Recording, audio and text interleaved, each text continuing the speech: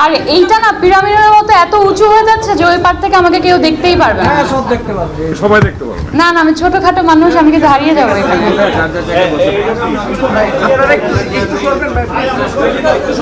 আচ্ছা, আমি আসলে শুরু করি। এটা আমার লাইফের ফার্স্ট এমসি জব এবং আমি খুবই এক্সাইটেড। আর আপনাদেরকে সবাইকে আমি ধন্যবাদ জানাতে চাই। আমি জানি সবাই নিজের মতো ব্যস্ত এবং কয়েকদিন ধরে ছুটিও চলছে, এবং এই ছুটির সময়ে আপনারা সবাই এসছেন, এটার জন্য অনেক অনেক অনেক কৃতজ্ঞ আমি এবং আমার পুরো টিম। তো প্রিয় মালতীর টিম আসলে আজকে এই ছোট্ট একটা আয়োজন করেছে। তেমন কোনো কিছুই এখানে ঘটতে যাচ্ছে না, জাস্ট নতুনত্ব হচ্ছে আই এম দি এমসি, এবং আজকে আমি আপনাদের সাথে কিছু কথা বলবো। আর শুধু আমি না, আমি কেন, আমার পুরো টিম, প্রিয় মালতীর টিম আপনাদের সাথে টুকটাক ইন্টারাকশন করবে। সো এটাই। এখন ইন্টারাকশন তো আসলে মনে করেন আমি একা একা কথা বলে যাব আর আপনার রেকর্ড করবেন, এরকম হবে না। মানে আমার মনে হয় আমার পুরো টিমটাকে আমি আমার পাশে চাই। I am doing a very tough job as an MC, so I am very nervous. আমার টিমটা যদি একটু স্টেজে চলে আসে আমি খুব খুশি হব। আমি সবার আগে ডেকে নিচ্ছি ক্যাপ্টেন অফ দ্য শিপ শঙ্খ দাশগুপ্ত,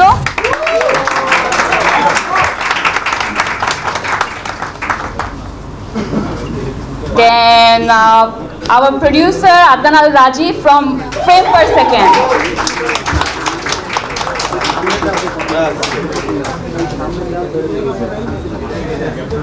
আমাদের co-producer Redwan Roni from Chorki,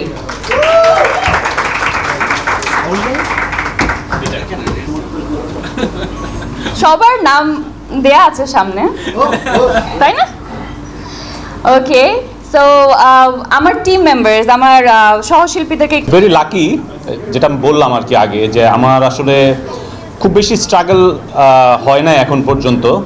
so এখন মনে হচ্ছে যে সবচেয়ে বড় স্ট্রাগলটা হচ্ছে গিয়ে মানে যেটা আমাদের ছবিটা রিলিজ 20 তারিখে আর কি। সো আই হোপ আমরা অডিয়েন্সের কাছে আসলে যে ছবিটা রিলিজ হচ্ছে এবং আমাদের ছবিটার বক্তব্য বা ছবিটা কী ধরনের, আমরা যে ম্যাটেরিয়ালগুলো এখন প্রকাশ করছি সেটা আসলে অডিয়েন্সের কাছে আপনাদের থ্রুতে কানেক্ট হতে পারে এবং অডিয়েন্স আসুক এবং ছবিটা দেখুক।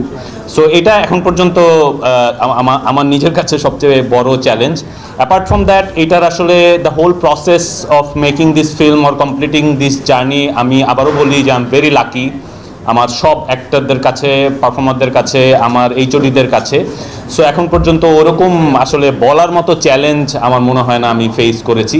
এখন আমি আসলে গল্প বলার জন্য বলা যেতে পারে, যেটা মেহজাবিনও বলল, যে আমরা আসলে চেষ্টা করেছিলাম এই ছবিটার যে কনটেক্সটটা, এটা পুরনো ঢাকার একটা এলাকা শাঁখারি বাজার, সেখানের একটা ফ্যামিলির গল্প আর কি। সো ওইখান থেকে মানে পোর্ট্রেইং দোজ ক্যারেক্টার্স এবং শাঁখারি বাজারের মতো একটা ডেন্সলি পপুলেটেড এরিয়াতে শুটিং করা, এবং সবগুলো লোকেশনে আমাদের রিয়েল লোকেশনস ছিল। সো ওই লোকেশনে আমাদের পারফর্মার যারা আসলে ভেরি ওয়েল নোন, সো ওনাদেরকে নিয়ে শুটিং পুল অফ করাটা was the most challenging thing. So আর এইটা ছাড়া তো the whole journey was quite amazing for me and my team. So এটাই তো, thank you so much. And very well shed.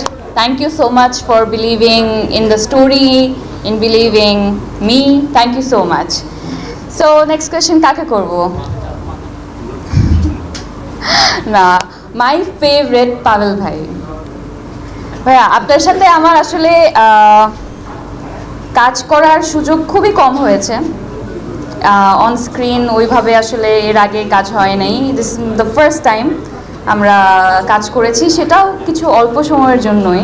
But there so much to learn from you, and I am really honoured to be sharing the screen with you. আপনার কাছে প্রশ্ন হচ্ছে, আপনি আসলে যেই ক্যারেক্টারই করেন না কেন সেটাই স্পেকটাকুলার একটা রেজাল্ট আসে, এবং এই ক্যারেক্টারের মধ্যে বেশ কিছু চ্যালেঞ্জিং স্টাফ ছিল। এবং আপনাকে যখন সম্রাট ভাইয়া এই গল্পটা নারেট করেছেন, তখন আপনার কেন মনে হয়েছে দ্যাট আমি এই কাজটা করব? আপনার কেন মনে হয়েছে? এই জার্নিটুকু যদি আপনি আমাদের সাথে একটু শেয়ার করতেন। এখানে এসে কথা বলতে হবে, I am so sorry.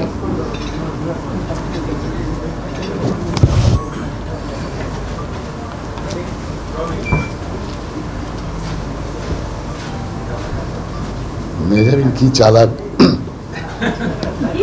Heavy বুদ্ধি কিন্তু, মানে সে না বলে অন্যদের দিয়ে বলাচ্ছে।